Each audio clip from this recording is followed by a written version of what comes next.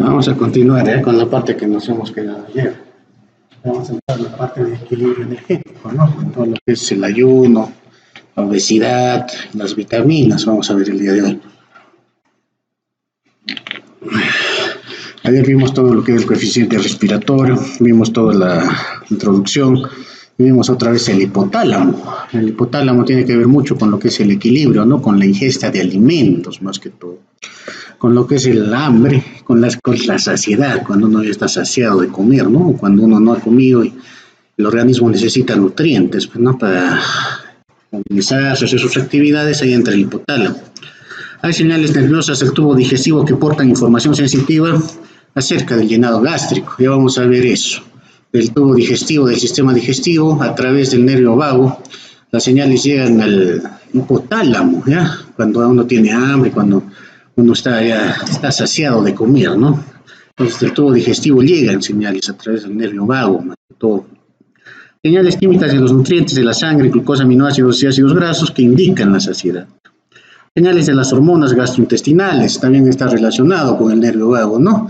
Esas hormonas nos van a dar la sensación de saciedad, de hambre, todo eso llega al hipotálamo, todo eso que está pasando en la barriga, como se dice así, en el intestino, en el estómago, llega al hipotálamo para que haya un control, ¿no? Para que diga hasta acá nomás, o que diga ya, necesito más alimento, ¿no? Señales de las hormonas liberadas por el tejido adiposo, también el tejido adiposo libera hormonas que regulan, más que todo tiene que ver con la saciedad. Señales de la corteza cerebral, visión, olfato que modifican conductas alimentarias. O sea, todas esas señales del tejido adiposo, tubo digestivo, de la misma corteza, todo llega al hipotálamo, ya sea para parar de comer o para comer con más ganas, ¿no? Para una de las dos cosas, ¿eh? Todo tiene que llegar al hipotálamo. Las sustancias que modifican el apetito y la conducta, y la conducta alimentaria se clasifican como orexigenas, estímulo del apetito, anoréxicas, se le inhiben. Entonces las sustancias son orexigenas que me producen, ¿no? Sustancias que me incitan a comer, y los anoxigéneos me inhiben, no me quitan el apetito.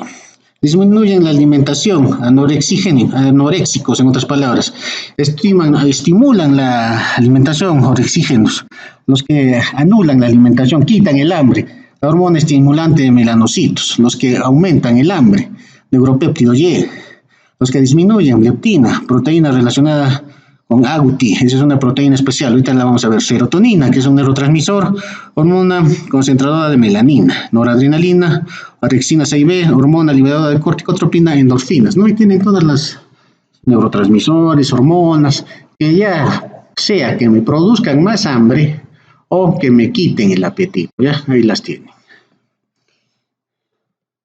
Neuronas y neurotransmisores del hipotálamo que estimulan o inhiben la alimentación. Aquí en esto del hipotálamo, tienen que acordarse que en el hipotálamo hay bastantes núcleos, ¿no? Los núcleos más importantes que nos interesan en esta etapa son los núcleos laterales, los núcleos mediales y un núcleo que se llama núcleo acuático. Lo que son los núcleos laterales tiene que ver con el hambre, tiene que ver bastante con el hambre. El núcleo medial tiene que ver con lo que es la saciedad, núcleo medial, saciedad, núcleos laterales tienen que ver con lo que es la saciedad, ¿no? Y el núcleo acuático, esos núcleos son los núcleos básicos. Las neuronas que regulan el apetito y el consumo energético. En esos tipos de neuronas, propiomelanocortina, que producen la hormona estimulante melanocitos, MSH, junto con el transcriptoma relacionado con la proteína y la anfetamina. Entonces, todo esto es una lucha, ¿eh?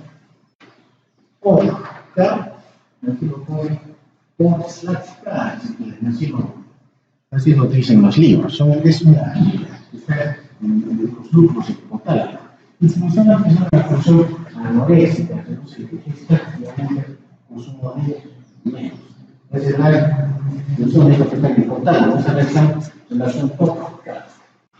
Que son polipéptidos, precursores de la MSH, de la estimulante de melanocitos. Son polipéptidos. También se toca un estimulante de ACTH, pero son polipéptidos que son precursores de esos hormonas. ¿De acuerdo? Este tal, como les dice junto con el transcrito relacionado con la cocaína y anfetaminas. Este tal, cuando hagan fármaco, van a ver lo que son las anfetaminas y la función de la cocaína. Ustedes ya saben, hemos hecho lo que era simpático, parasimpático, había receptores, ¿no? Receptores adrenérgicos, alfa 1, beta 1, alfa 2, beta 2. ¿Se acuerdan de eso cuando hemos hecho simpático, parasimpático, sistema autónomo? Entonces esas anfetaminas te estimulan todos los receptores, alfa 1, alfa 2, te cogen toditos los receptores, de tal manera que quitan el hambre, ¿ya? Consumen bastante grasa, te hacen latir el corazón más rápido, aumentan el metabolismo. Por eso están incluidas ahí anfetaminas, cocaína. La cocaína también tiene esa función, ¿no? Por eso han visto a los que son adictos a la cocaína son los sujetos delgados, no consumidos, no demasiados, ¿no? Porque su metabolismo está altamente aumentado y no tienen hambre, les quita el hambre. Por eso es esa relación OCART en lo que es el hipotálamo, ¿de acuerdo? Función anoréxica, ¿no? O sea, quita en el hambre, ¿ya? Las neuronas que producen las sustancias orexígenas, estas ya son las que aumentan el hambre. También están en el hipotálamo, relacionada con no, esto también es otra dupla, ¿ya? Acá le ponen y esas también tienen que ver con lo que es la aroxígena, ¿cómo es? La arexígenas, ¿no? Arexígenas, y eso tiene que ver que estimula el hambre, hace engordar, en otras palabras, ¿no? Hace engordar. Nosotros lo que existe es entonces son duplas, son duplas. Esa proteína antes ya existía, en la sociología, es un experimento moderno, es el cultivo de todo. Pero en la fisiología no había de las proteínas, son experimentos modernos, construcciones modernas, ¿no? Pero el propio de ese poco tampoco creo que sea como ustedes, ¿no? De la fisiología. Son cosas ya que se han ido, a medida que pasa el tiempo, han ido descubriendo, ¿no? Se hacen actualizadas, no hemos descubrimientos, ¿no? No se olviden de esas duplas, ¿de acuerdo? Son anoréxicas y aroxigénicas, ¿no? Cuando se aumentan el hambre, hacen engordar, otros hacen enflaquecer, están en el hipotálamo, ¿de acuerdo? Digamos, control de actividad energética por los tipos neuronales, son duplas, ¿no? Hofstede y la ¿no? Son duplas. Una dupla controla los anoréxicos, otra dupla es aroxígena, ¿no? Cuando se hace engordar, la otra hace enflaquecer, ¿no? Está en equilibrio, ¿de acuerdo? No se olviden de eso. El sistema melanocortínico del hipotálamo desempeña una función importante en la reducción de depósitos energéticos en el organismo. La señalización de efectos de la melanocortínica se asocia a la obesidad extrema. Centros neurales que benefician del proceso mecánico de la alimentación.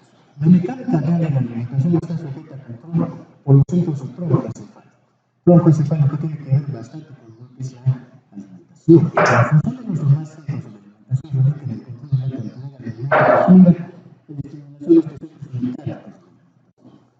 Los centros neurales hipotalámicos también controlan la alimentación, en particular la apetito. Estos centros son los límites.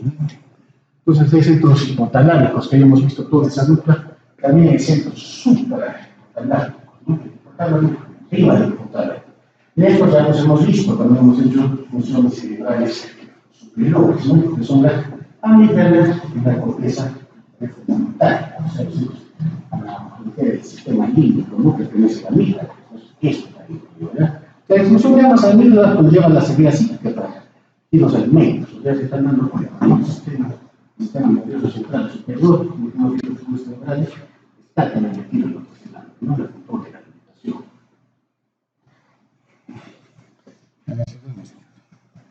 Factores relacionados a la cantidad de alimentos consumidos. En relación a la cantidad de alimentos consumidos, ¿cómo se regula la alimentación? La regulación, ¿no? De los alimentos. Hay una regulación rápida, ¿eh? Una regulación rápida del consumo de alimentos. No cuando uno come, tiene que acabarse, ¿no? Hay una regulación rápida, ¿no? En la cantidad de alimentos, en la regulación de la cantidad de alimentos. La regulación inmediata se ejecuta mediante sobre alimentación cada mes. La regulación tardía que se encarga de mantener los depósitos energéticos del organismo dentro de la norma. O sea, la relación inmediata es, digamos, con un humano, con un medio, no. Pero el comer ya debe de tener algo, ya debe de tener indefinidamente, es la relación inmediata, la saciedad. Terminé de comer, te dice que ya estoy saciado, que no tengo por qué comer, ¿no? Es la relación inmediata. Tú también vas a estar en la comida de depósitos de energía, es más lenta. Relación inmediata, ¿cómo me agarras conmigo? ¿Cómo es así que me estoy quedando? El enano da su destino. Entonces, ahí vamos viendo las subdivisiones.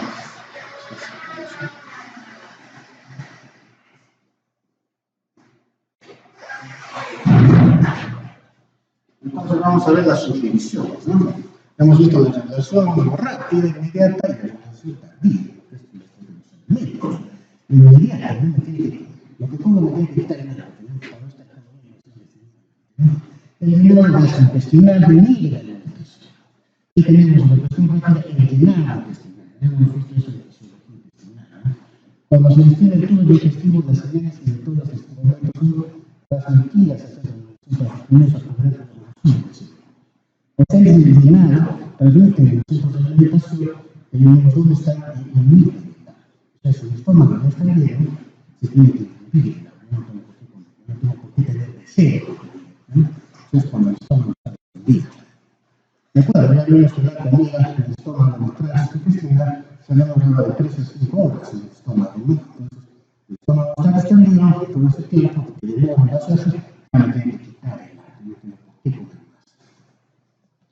Los factores hormonales gastrointestinales suprimen de todo el resto, ¿no? Les dije al inicio sobre la fisiología del apetito. Ya vimos los metábolos, ¿no? Núcleos mediales, la saciedad, núcleos laterales, la nada, el núcleo acuático. Entonces, también hay hormonas.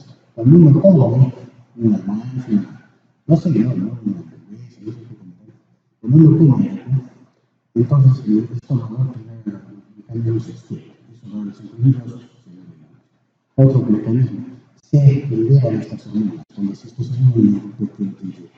Estas hormonas, la insulina, estas hormonas son secretadas y mandan señales a través del nervio vago.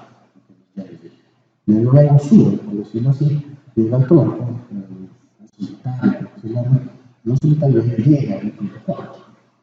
Cuando el núcleo al cuarto, están las dudas que hemos visto, ¿no? El pino, carpo, ¿no? El niño también. Entonces la vía se libera de estas hormonas, van las señales por el lugar, llega al hipotálamo e elimina el cuerpo. Esa es la otra vía, ¿no? Distinción, secreción de estas hormonas, ¿no? La grelina, vamos a ver otras hormonas que están en el mecanismo, ¿no? Grelina, una hormona gastrointestinal que estimula la alimentación, ¿no? Esa grelina, la grelina se parte de los intestinos, ¿no? El intestino delgado. La grelina, cuando uno no come, cuando sea uno tiene deseo de comer, ¿no? Realmente, ese deseo de comer, uno necesita, ¿no? Realmente, las tripas de ¿no? Cuando uno tiene cuando está actuando la grelina, secreta la grelina, es lo que despierta el apetito, el hambre, lo que despierta el apetito. Eso es lo que siente la grelina, ¿no? La grelina mente.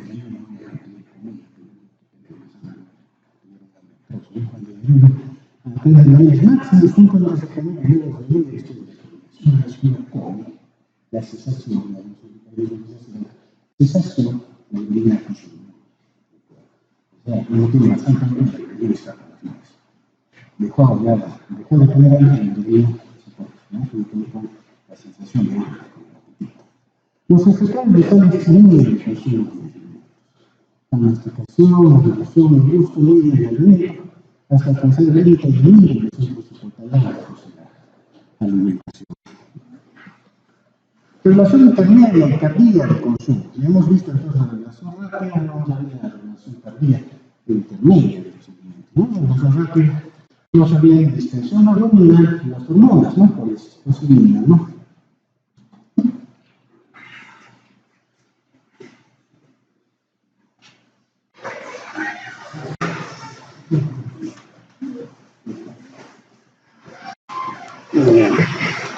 Sigamos, regulación intermedia y tardía del consumo de alimentos. Efectos de las concentraciones sanguíneas de glucosa, aminoácidos y lípidos sobre el hambre y la alimentación. El incremento de la glicemia aumenta la velocidad de descarga de los centros de saciedad de los núcleos ventrolaterales y puede aumentar el hipotálamo. El aumento de la glicemia. O sea, cuando hay glicemia en sangre, cuando la glucosa está en la sangre, se inhibe así que no, los laterales se inhibe ya en el hipotálamo cuando la glucosa está alta. Entonces no tienen apetito, ¿no? Se aumenta la glicemia, reduce las descargas intrascendentales, el hipotálamo lateral, ¿no? Regulación térmica y consumo de alimentos. Y para ello tiene que ver el medio ambiente, ¿no? El frío tiende a que haya más alimentos, que uno come más, que no reduce ¿no? Es cierto, pero cuando el frío es que uno come más, que ese calor uno no come, ¿no? El aumento del aporte alimentario debe mantener mal, ¿no? Pero el frío, que viene a la casa metabólica, se realiza mayor cantidad de grasa que el fraccionamiento. Como si uno tiene la cantidad de estado de estrés. ¿De acuerdo? Las señales de la alimentación del tejido adiposo regulan la digestión familiar. Aquí en el tejido adiposo vimos que hay una grelina, ¿no? Una hormona grelina, ¿no? Que se secreta en el intestino, que tiene que ver con el apetito, ¿no? Con una regla. Pues hay otra que se llama la leptina, ¿no? Esta hormona leptina se encuentra en el tejido. No se ve en esa cámara de algunos autores la pone en dupla leptina y grelina, ¿eh? Cuando decide, leptina y grelina.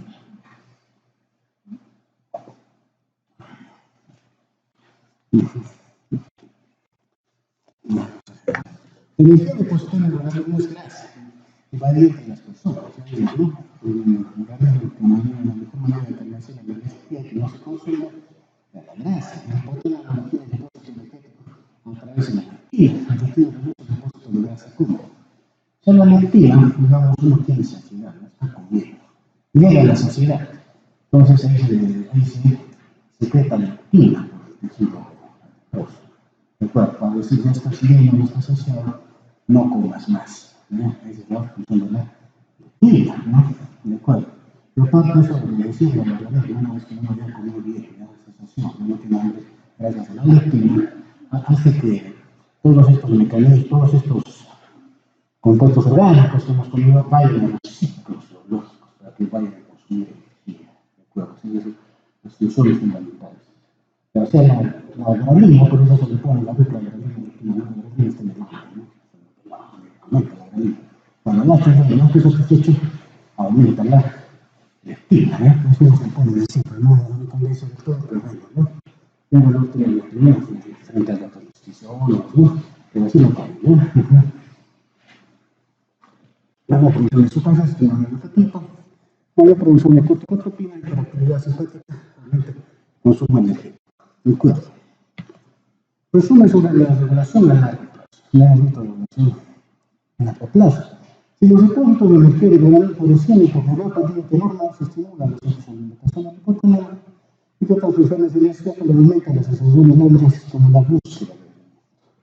En cambio, si los depósitos de energía, sobre todo las grasas, aún no sale a desaparecer la sensación de una sequía de saciedad, ¿no? Importancia de los sistemas prandiales, reguladores a corto y largo plazo. ¿Por qué es importante esto, no? Es la regulación a corto y a largo plazo, ¿no?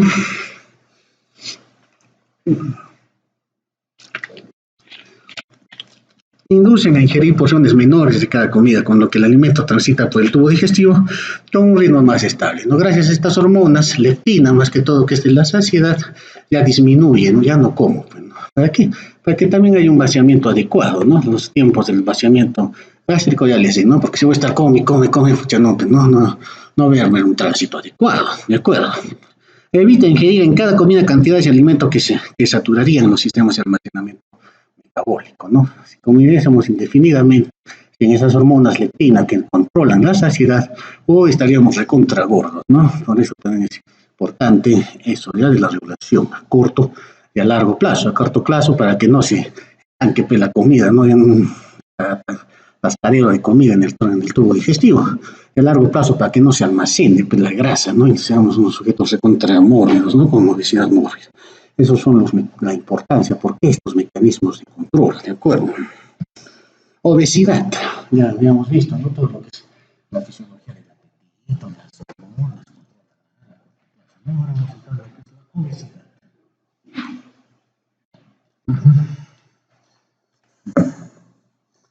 Es un exceso de grasa corporal, el índice de masa corporal, el índice de masa corporal es un marcador contenido de la grasa corporal y se calcula eso. Ella debe haber dicho también física, ¿no? El índice de masa corporal, ¿no? Que es peso por cada cuadrado.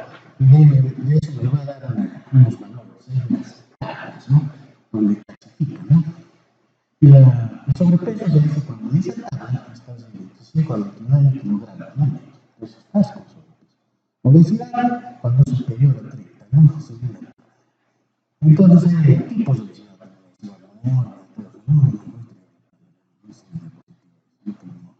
Un método más adecuado consiste en medir el porcentaje de la grasa corporal.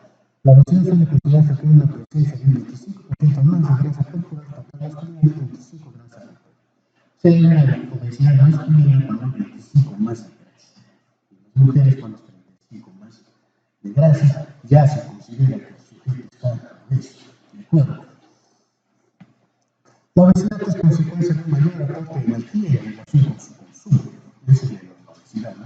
Cuando uno come masa, no quema como que consume, no hace ejercicio, todo se va a depositar, no se quema. Siempre en el mediano cantidad de energía superior a las que se consume, aumenta el peso corporal y se deposita como grasa. Ya vemos primero se deposita como glucógeno, se satura mayor por otros glucógeno y empieza a depositarse como grasa. Cierto, eso es el metabolismo. Por cada 9.3 calorías de exceso de grasa se deposita 1 gramo. Entonces, esa es la relación. Cada 0.93 calorías que no utilizo, grasa inútil, o sea, el hecho inútil se puede decir se forma un gramo de grasa, en otras palabras, ¿no? La vida sedentaria como causa importante de la obesidad suele acompañarse de un descenso de la masa muscular y aumento de la adiposidad. Esa es la vida sedentaria. En el nuevo ejercicio los músculos pues atrofian, ¿no? La masa muscular desatrofia, esto también. Y para entrenar las cosas, la masa muscular se atrofia, porque en el nuevo ejercicio los músculos se vuelven hipotónicos, no tienen hipotónicos, se vuelven flojos. Entonces, aumenta la grasa. Los músculos flojos, débiles, mayor cantidad de grasa. Eso es lo que causa la vida sedentaria. Sujetos débiles, los antiobresos y débiles, ¿no? Es lo que causa la obesidad. Los factores ambientales, sociales, psicológicos contribuyen a las manías alimentarias. En efecto, el país es industrializado, ¿no? Todo eso de la globalización, que va a la masa sedentaria, ¿no? Todos los países subdesarrollados, nosotros copiamos, ¿no? Lo que pasa en los países industrializados. Sus modos de vida, sus estilos, también copiamos, ¿no? Los alimentarios no nos copiamos, no creamos nada, ¿no? Solo copiamos todo lo que es en ellos, en otras palabras, ¿no?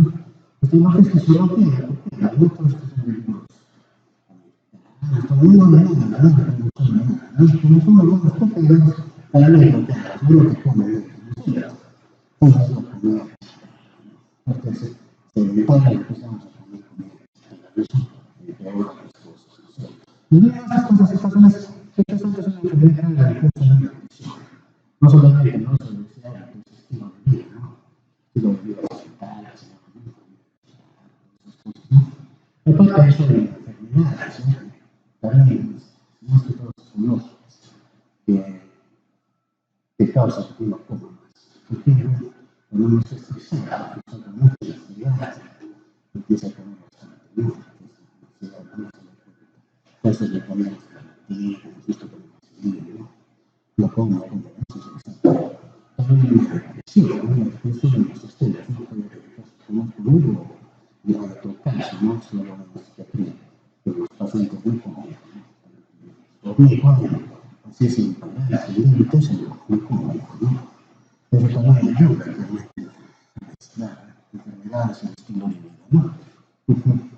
La alimentación infantil como un posible causa de obesidad. Estamos hablando de volver a los hábitos alimentarios, a la unidad de genéticas como las ambientes, hacia en cada ocasión, ¿no? A los niños se les dice, es como se les obliga, ¿no? Los pobres niños, como no tienen de otra, Necesitamos que también no pongan una escrita, ¿no? Eso es un sentido mal, ¿no? Entonces, los niños que tienen. Ahora, para los jóvenes que están, vamos a llamar, hay clases con la gente de la mañana, no sabían si por la tarde, que no, cuando están necesitados, ¿no? Cuando tienen que acordar más también, ¿no? En una de las áreas, además de los niños a veces tienen que caer de las niñas sanas, recuerda. Factores genéticos como causa de obesidad, lo hemos visto en los estilos de vida, hemos visto en las enfermedades, y también que esto mantiene la genética, cuestiones de la obesidad. Y el 25% de los casos de obesidad obedecen a factores genéticos. Los que pueden controlar la obesidad para causar problemas de uno más bien relacionados a los efectos de la alimentación, consumo energético y fósforo en grasa. Tres de las causas monogénicas en las alimentaciones de MC4 de forma monogénica más allá de las células abiertas de la gente. Estos son los que están involucrados en la obesidad, en las cuestiones genéticas. Carencia genética de lectina. No vemos la lectina en el día. Una comida más es toda lectina, había que no comas más. Pues no tengo lectina, pero usted come una vez fría, no es como fría la lectina, no me da ese fría, no está como, ¿no? Entonces, directamente no tiene lectina, ¿no? Entonces, como no se le da la lectina, no tiene lectina, recuerda. Y entonces el receptor de la lectina, también el receptor selectivo. Recuerda que cambia la lectina, ¿no? Entonces, tiene que ver cuestiones genéticas y se dan cuenta con la lectina, ¿no? Pero digamos que, claro, que frenar, no deja de comer, para saber lo que se va a hacer. Tratamiento de la obesidad depende de que el aporte energético disminuye por debajo del consumo de energía, se utiliza los fármacos para reducir la sensación de mal y tratar la obesidad. Hay bastantes técnicas ya para tratar esto, ¿no? Si uno tiene una enfermedad cética, se trata, ¿no? No está la psiquiatría, acá en arquitectos hay bastante fármaco popiramato. Ahora está piramato digital, ¿no? Si te resultaba bien, nunca lo puedo, ¿verdad? Pero no se puede confiar bastante para que las veces que yo tengo problemas psiquiátricos, ¿cierto? Otro fármaco que usaba son las anfetaminas, esto ya se había del mercado, no estaba de moda, venían como cualquier cosa, las anfetaminas, ahora ya van a vender el moda, también con receta. La retramina, la única anfetamina que se publicó para los niños que sufren de hiperactividad. Los niños en edad se dejan controlados. Es la única que creo que tiene, porque todas las demás ya se han publicado. Pero las anfetaminas inhiben el ánimo, aumentan todo el metabolismo, por eso también bajaban de peso. Pero el problema tiene demasiado castigo, demasiado precisamente. Y tiene aparte de eso también otros problemas. Si no era propenso, tenía antecedentes de esquizofrenia, ¿no? También padres esquizofrénicos, que también dejan el esquizofrénico, las anfetaminas producidas esquizofrenia, esquizofrenia, esquizofrenia, ¿no? Con estos problemas fuertes. Por eso salieron del mercado, salieron del mercado las anfetaminas. Eso es lo que era la anfetamina, como lo único que tengo que hablar es con la actividad. Pero también se usaron para controlar el ánimo de las cosas. Eso tenía que usar para estudiar, ¿no? Porque como quitaba el sueño, aumentaba el metabolismo, aumentaba la concentración, pero no está, ¿no? No anfetaminas. Y estudian la policía y no se estudiaba absolutamente nada, ¿no? Cuidado, ¿no? Sigamos. Ahora está, ¿no? El nivel de grasa se reduce la cuestión de la grasa, cuanto la grasa se elimina por las heces, esto puede producir la pérdida de vitaminas liposolubles. Por último, cuando mayor sea el ejercicio físico, mayor sea también el consumo de energía, obviamente desaparecerá la obesidad. No sé, la mejor manera de bajar es no sé, las grasas ayudan nada, ¿no? No se tiene una dieta celular, la mejor manera. No metiendo fármacos en esto que no nos da recomendado. Aparte de esto, también hay técnicas quirúrgicas, ¿no? Para bajar de peso. Cirugía bariátrica, te ponen banda gástrica, te ponen un balón en el estómago, etcétera, etcétera. También hay métodos quirúrgicos. Estamos viendo lo que es la cuestión quirúrgica, ¿no? La misión de la anorexia es. ¿Qué cosa es la misión? Se caracteriza por un adelgazamiento extremo, reduce mucho los ganas de comer con melodías hipotalamas. Esa es la misión, la anorexia, la disminución de las gestas alimentarias, se debe sobre todo a un exceso. Caquexia, trastornos metabólicos, el mayor consumo energético determina una desgastamiento superior a un 1% de disminución de energía. Entonces, no son esos términos no son los mismos, ¿ya? Tienen que dominar estos conceptos, la atención, anorexia, caquexia. Voy a comentar uno de esos, hay un examen, ¿ya? Ustedes van, ¿no? También hay que tener anorexia, condición y caquexia, cualquier concepto les puedo comentar a uno de esos tres, ¿ya? Hay uno, bueno, en la lo hemos visto la saciedad, ¿no? Que se consume primero carbohidratos, luego se consume líquidos, luego se consumen proteínas, ¿de acuerdo? Las proteínas, las grasas, ¿no? Carencia de vitamínicos.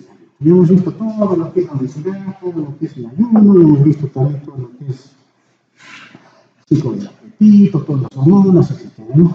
Vamos a hablar un poco de vitaminas, ¿sí? Que también está en la mayoría de la química, entonces, ¿qué son las notas? Un repasito. Los depósitos de las vitaminas hidrosolubles, dice, no perdura de la ayuno, ¿no? Por eso los hidrosolubles tienen que consumir, porque el cuerpo por final no las almacena. No se va. Por eso cada una semana de ayuno suelen aparecer carencias vitamínicas, es decir, que son raras semanas suficientes. Estas se suman a la realidad que termina con el ayuno. Las vitaminas hidrosolubles, es decir, las liposolubles, el famoso AD, ¿no?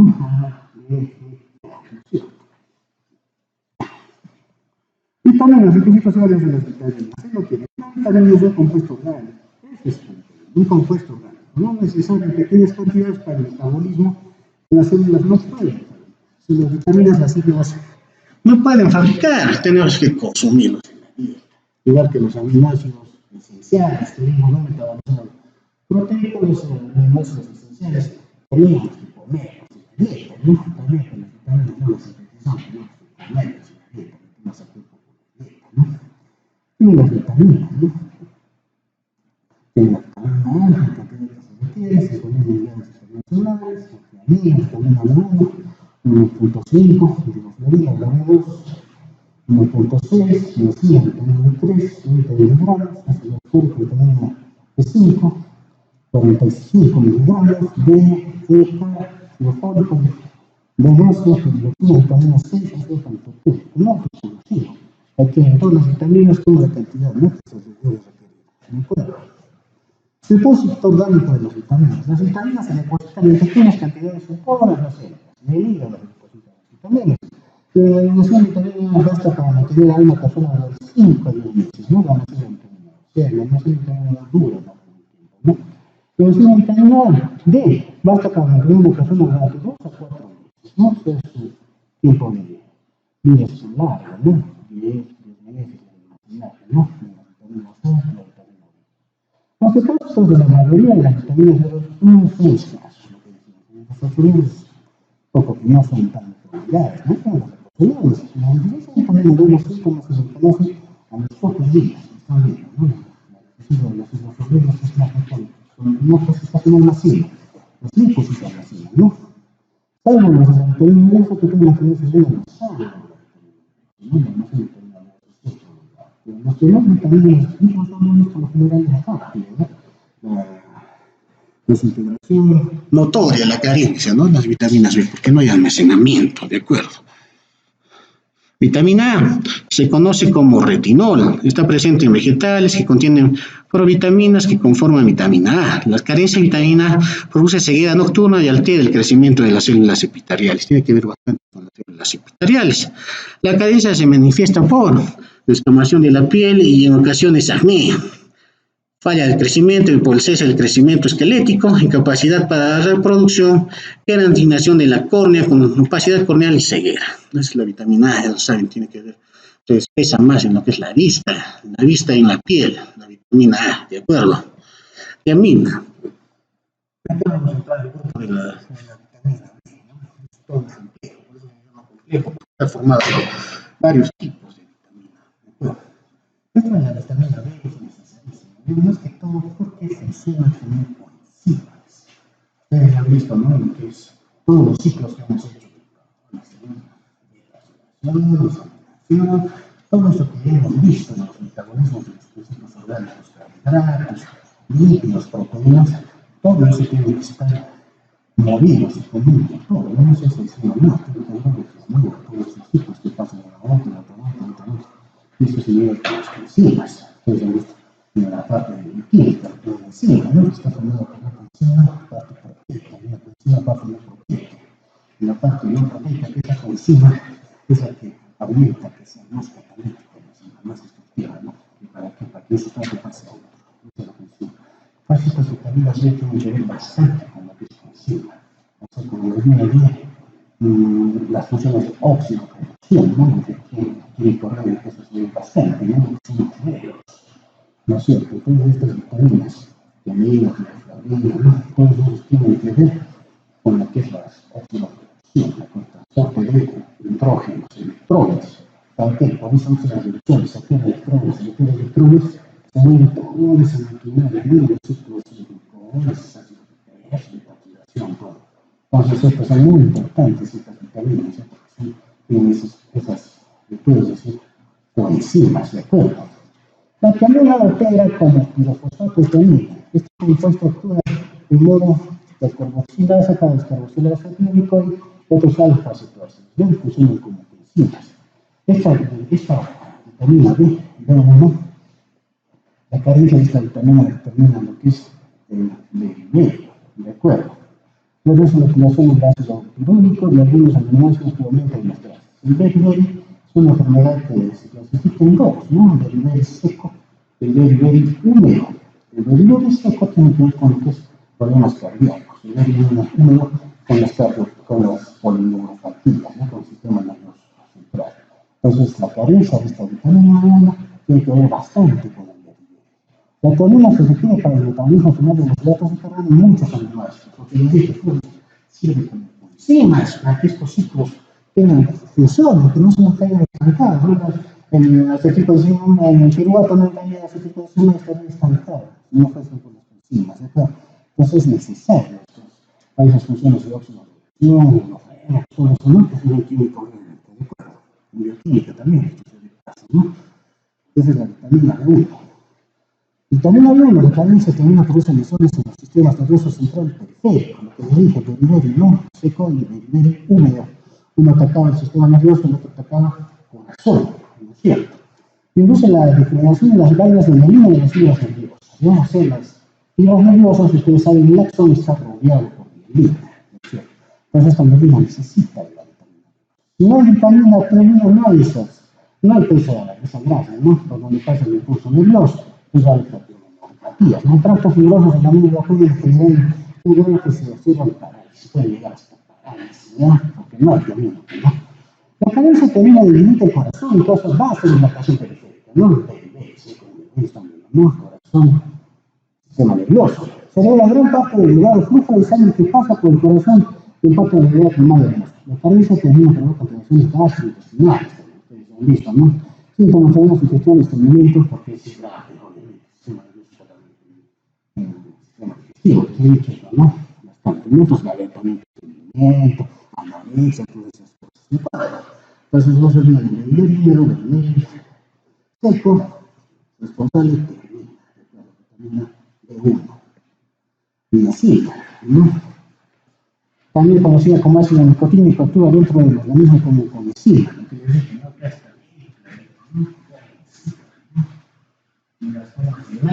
¿no? Fosfato, de acuerdo.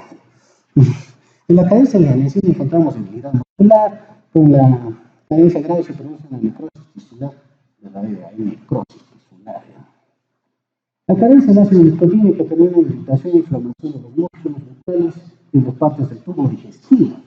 Están lesiones, el temor equivocado que produce una enfermedad que se llama pelara. ¿No? Sí, es la pelara, la que causa la piramida, ¿no? También la pelara está formada por las 3 Ds, ¿no? Las famosas 3 Ds, que son diarrea, la otra que era dermatitis,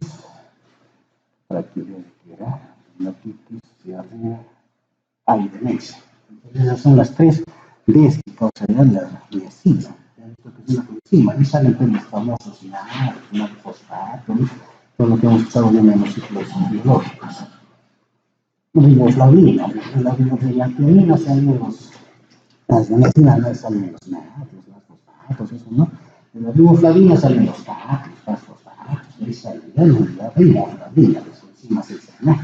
Las usan el ácido, se une con el ácido fosfórico para formar coenzimas mononucleótidos-flavina, que tienen nucleótido-flavina, enzima FAT, ¿no? Estos actúan como transportadores del hidrógeno de los sistemas oxidativos del glucógeno, enzimas que permiten los sistemas oxidativos. La carencia de riboflavina es leve. Esta carencia causa alteraciones digestivas, sensaciones durante el de los ojos, visión, frecuencias vocales, carencia de presión o puede acompañarse de una carencia de vitaminas, no nicotínico o neta.